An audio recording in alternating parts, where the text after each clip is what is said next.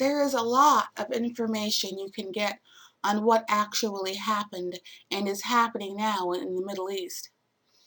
What is going on there is also intimately connected to 9/11.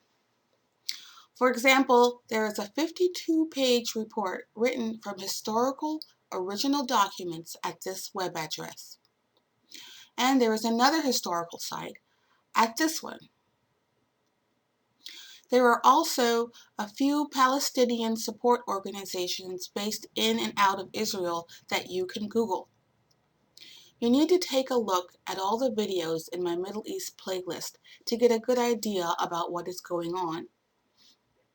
Compare and contrast it with what you hear on the news and what the Israeli government sites have to say. I especially want to encourage anyone in the Christian community who is using the Scofield Reference Bible to please take a look. You need to know what you are actually supporting. I do not want you ending up on the goat line, wondering how you got there. We all have a direct line to Christ. If we choose life and love above all else, He will lead you out, no matter how difficult it may seem. Please note that, as I said in the Take the Pledge video, there are lots of different viewpoints out there. No one is going to have exactly the same take on things as you do. Your discernment will help you to find the value in the hard work of all these researchers and filmmakers. So quickly, the bottom line. Israel was formed under dubious circumstances.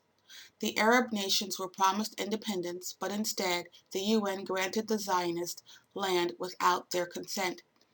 Every other border expansion after that was illegal and involved mass killing and driving people from their homes. How does an innocent party do that right out of the gate? The Zionists arrived armed to the teeth and ready for war. We all know that only happens with massive financial and military support from somebody.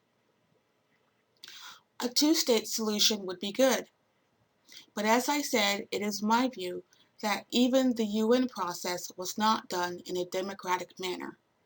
It involved lying and did not allow for the participation of all parties, namely the Palestinians. For our part, America provides billions of tax dollars to Israel every year. This links us directly to all the killing. Rats. So, when they cut funding for everything else like education, infrastructure, and the Centers for Disease Control, oh heck, just fill in the blank as each crisis reveals the robbery of our nation. Israel is maintained as a priority. They are our friends, as every single representative, minus a few, will tell you. What you need to ask is, well then, what does that make me? Okay, so view the playlist and examine good original sources like the links I gave you to the peer-reviewed historical report. Remember, don't get mad, get clear. Every problem we have can be solved once we clearly understand what the problem is.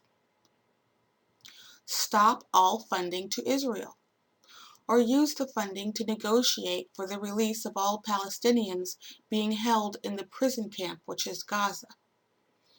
I would love to see the Israelis have to pay a toll on the roads they built to divide up and control Palestinian lands.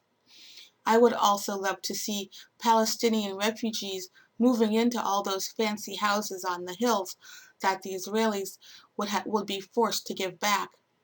Now we're talking. It's kind of like this.